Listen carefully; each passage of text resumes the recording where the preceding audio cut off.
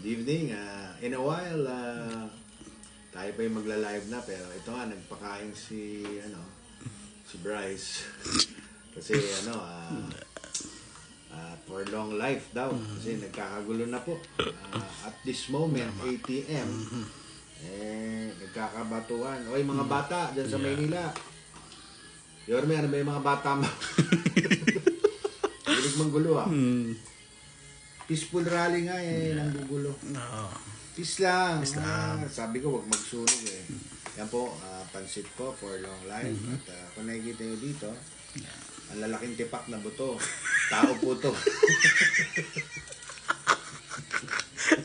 yan po yung mga nasaktan sa kan. Yung mga pasaway, niluto na namin. Ang lalaki naman kasi yung buto nito. Hindi, galing yan sa mga hipo. Pati tuta mo, matatakot dito. Galing yan sa mga hipo, baby. Konti na lang nga yung mga hipo, niluto mo pa. Nakain mo na kami. Mamaya, baka nyo kami. Mga 30 minutes. Bye.